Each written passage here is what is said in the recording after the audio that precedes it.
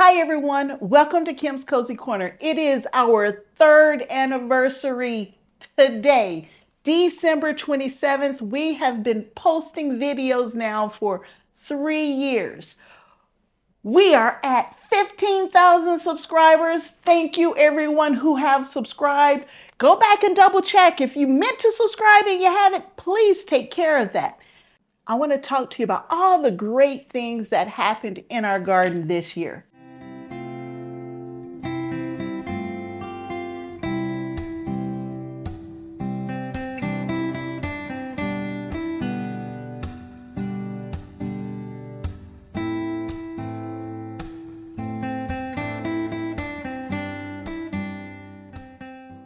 So those who are new here, I grow in Southwest Ohio. I am in Zone 6B. So we grow late March all the way up till about early November if we're lucky with the frost. So that's typically how long I can grow outside if I work really, really hard at it. And then I grow indoors from November all the way back up till about April. So I grow year round at Kim's Cozy Corner. And I am not growing on a big piece of land, y'all. I live in the suburbs. I don't have a huge homestead. I don't have chickens and meat birds and all of that kind of stuff. What I like to do is grow my vegetables and as much fruit as I possibly can to keep me out of the grocery store from buying those items. So here's a picture of my property. And the first picture I'm showing you here is what it looked like at the beginning of this year. We had already the previous fall, so fall of 2024, we had gone out and revamped the garden. Well, we did phase one of the garden. We got our weed fabric down to determine where we wanted our orchard area to be. And we got our raised beds in place. And here is the updated picture of what the garden ended up looking like throughout the season. The orchard area is completely done. The weed fabric's down. We have all of the river rocks in place. We got the boundaries up and it looks amazing. I have apple trees and peach trees and blueberry bushes and strawberries and cranberries, not cranberries, cherries, cherry trees all out in that space right there. And then the main garden, we put in some beds, but they weren't in their final home. I just needed to put beds in to get me through the season. And those beds went in and they produced a ton of food for us. Y'all, we grew over 500 pounds of food this year. And I didn't weigh everything. I weighed almost everything, but y'all, I grew over 500 pounds of food. And I just started doing the calculation and trying to add it up and everything. And y'all, for the potatoes, it ended up being 130, just under 131 pounds of potatoes. We had some beautiful potatoes. We had volunteer potatoes. We had potatoes that we grew in a box. And we've been eating from those potatoes since we started harvesting them back in, I think it was in May or June. I don't lost track, y'all. But a beautiful harvest of potatoes. I don't need to buy potatoes anymore. I still like to buy seed potatoes though. So we're buying seed potatoes, but I do have a few potatoes left over that I can start my own seed potatoes versus having to buy them. But potatoes did amazing. The next biggest harvest that we got, y'all, was on beans. I had beans coming out my ears. I had green beans. I had yellow wax beans.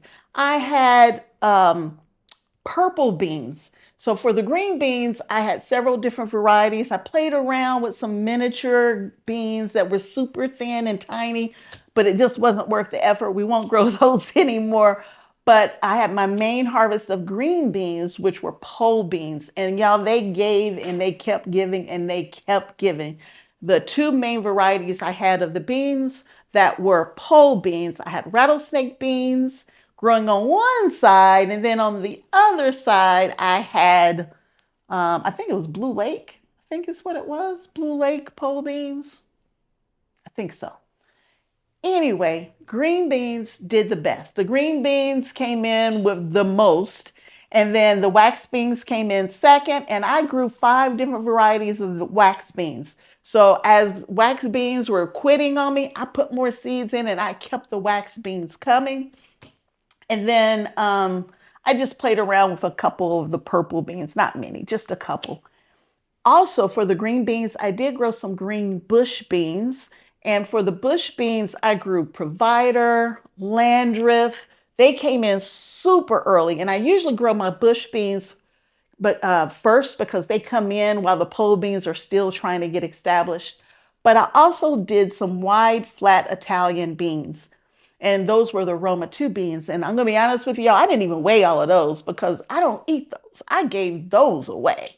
And we also grew some dragon tongue beans, and I didn't weigh any of those, very few, if any of those um, dragon tongue beans, because they were for my neighbor and for grandpa, or a friend that we call grandpa. So of the beans that I weighed, we grew just under 63 pounds of beans. When you put them all together, the ones that made it into my home that got weighed was just under 63 pounds. That was a very good bean season. And y'all, I'm still eating beans from last year. So I haven't even got into this year's beans to eat yet because I really didn't need that many because I had such a bumper crop the year before. Anyway, that's beans. The next biggest thing that we had, y'all, was tomatoes. We grew 80, I said that backwards, y'all. Tomatoes were bigger than the beans, but tomatoes were first, and we'll talk about them now, and then beans were second. But for the tomatoes, we grew 85 pounds, or just under 85 pounds of tomatoes, all kinds of tomatoes. That's the cherry tomatoes. That's the yellow, the orange, the striped, the black, the red, the paste. Any kind of tomato that I grew, that I harvested, and it made it into my home, they weighed out to just under 85 pounds. And y'all, toward the end of the season, y'all, I had tomatoes just falling on the ground because I was so sick of harvesting cherry tomatoes that we didn't get them all harvested. And a lot of them didn't make it in the house because I just gave them away while I was outside with them. I thought the tomato harvest was a little low this year. I planted about the same number as usual. This was a weird year of weather, y'all. First, it was so wet. Oh, it was so wet. My garden was underwater. I'm swimming through the water trying to plant stuff. And then it got hot and it stayed wet and it was hot and wet. And then we finally got dry and then it got cold too fast. And we had a frost in the spring that killed a lot of the blooms on the tree. So it was kind of all over the place. But tomatoes, I thought, came in a little low this year compared to usual. And y'all, I still got a ton of tomatoes from the last 2 years. So I haven't even processed this year's tomatoes yet. But they're in the freezer waiting to be processed. But for the tomatoes that I did get, they were really pretty tomatoes. And then if you add all the other vegetables together, it came up to 253 pounds, just under 253 pounds when you add everything else up. The peppers, the eggplant, the melons, and we had a lot of nice melons this year, y'all. We had a good melon harvest. The cucumbers, the squash, all of the different types of squash that I grew. So when you add everything else up, it was 253 pounds. So that's this year's harvest, 531 pounds. That's the total amount, 531 pounds of food that made it into my home. And in my home, y'all, there's only 4 of us, 2 adults, 2 children, and one of the 2 won't eat any vegetables anymore. I don't know why, but that's where we are. So it's just 4 of us. So that's definitely more than what we can eat in a year. So we share with a lot of people. So this year, y'all, we grew for 13 people versus the 11 people the year before that. And I think the year before that, it was only 8. So we are increasing the number of people we're providing summer vegetables for. So we feel like that is an amazing thing as well. Y'all, this was a great year 3. We are just so excited about year 3. Some of the other things that we're super happy about, so we've talked about the garden redesign, phase 1. We also released volume 2 of my garden seed or my garden journal, seed starting journal. So volume 2 was released last year, and y'all, we just finished with volume 3 that we will use in 2026. So we now have 3 different versions of the seed starting journal out there. What else? We canned a ton of stuff. So we canned pickles and hot sauce and applesauce and potatoes and vanilla and I'm sure a whole bunch of other stuff that I can't think of. But those are my regular things that I can. I do that kind of canning anyway. And I said I canned vanilla, but y'all, I made vanilla. Okay. But we did some canning and some experimenting with canning a little bit this year. So this year we actually canned some dried beans. So we did navy beans, pinto beans, black-eyed peas, and crowder peas. And we seasoned them as we canned them, so they're ready to eat. Take them out, heat them up in the microwave or on the stove, just get them warm. They're ready to eat.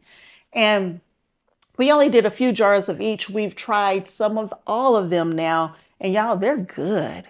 And I don't have to worry about cooking them and going through that process. Now, it's not the most economical way to store them though, because a dry bean, you can get a great big bag of dry beans, set it to the side, and it's good to go. But then you have to go through the process of having it to cook and soak and all those kind of things. So my goal is just to keep a few jars of each of them ready to go. So I got something quick I can feed the family, so they're not going to want pizza instead, if you know what I mean. What else did we do? So I also canned applesauce like I normally do. And I made apple juice. Y'all, I took the scraps and made apple juice. And this holiday season, my family who were in town for the holidays got to taste some of that apple juice, and they said it tastes better than anything you can buy from the store. So I made apple juice from the scraps, and I canned that apple juice to make it shelf stable so that I don't have to keep it in the refrigerator. So apple juice was new for us this year. And of course, I did all of my jellies and jams like I always do. That's not new. My raspberries, my strawberries. I did not make apple butter this year because I'm still eating apple butter from last year and the year before, y'all. We also canned some squash. Now, last year I did squash and onions in a jar. And my mom said it was really, really good, but it wasn't something she would want again. So I didn't do that. So instead, I just took my summer squash, chopped it up, and put it in water and pressure canned it. I haven't had a chance to taste it yet. It might be another one of those things my mom says she doesn't want later, but we'll give it a try. And then the last thing that I tried to can this year that I've never done before was okra. So either I make my mom too much okra or not enough okra when it comes to growing it in the garden. And this is one of those years where I made way too much. I couldn't give it away at the end of the season, y'all. I mean, and it was growing and it's like 40 degrees outside and I'm still harvesting okra. So I tried canning a jar of okra. I followed the directions in the ball book of canning on how to do it. I did everything. It didn't look good, y'all. I don't eat okra, so I wasn't tasting it. It didn't look good. I showed it to my mom. My mom said she wasn't touching it with a 10-foot pole. She said she will keep on freezing her okra because that's how she normally preserves it. So I gave it to my brother and his family, and he said it was delicious. They put it in some gumbo, and it was delicious. I just couldn't look at it, y'all. Okra too slimy looking for me. But it didn't go to waste. But we know we're not doing that again. what is left for the year? I mean, I know we're at the end of the year, right? It's December 27th. My goal over the next few days is try to wrap up a few other projects. There's some things that I didn't get to that I wanted to. Like I got beef bones, so I need some beef bone broth. I need some chicken stock as well. I even have beef fat that I was going to render down and make tallow, but y'all, I hadn't got to that either. And I've already told you I haven't done any of my tomatoes this year for tomato sauces. So there's still a lot to do. My daughter's wedding took me away from gardening quite a bit in the back half of the year, and I don't regret any of it, none whatsoever. I don't regret it. They had an amazing wedding. We got to spend a ton of amazing time with my new son-in-law and his side of the family. But I missed a lot of time away from the garden with that. And then I traveled quite a bit in the back half of the year.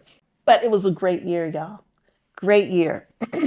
So 3 years in, we are still getting it, y'all. We are still pushing it. We are still gardening. We got the indoor garden, y'all. We got 2 hydroponic systems that I run every winter.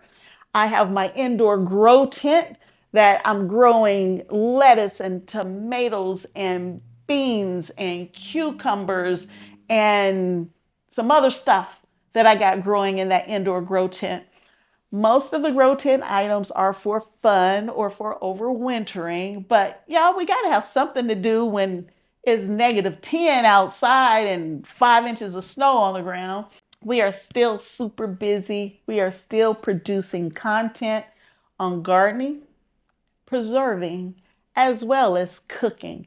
And that's where cooking and preserving is where we're going to spend a lot of time this winter as we start thinking about this upcoming season. And as we've been preparing for this upcoming season, y'all, I've already started phase 2 of the garden redesign. I think we had 5 parts of us getting prepared for next year's redesign. So all the beds are out there. They're not completely filled up yet. We don't have the river rock in or anything like that, but the beds are all laid out for next year. So we'll be ready to jump right in when the spring gets here. And if we have a few warm days this winter, I might go ahead and get my drip irrigation in because that's not done yet either. So I got to rerun all my drip irrigation and keep that project moving. I am having so much fun. You guys give me so many great ideas. I just wanted to take a few minutes to say thank you for another great year. I couldn't do it without you. All of your kind words, your well wishes.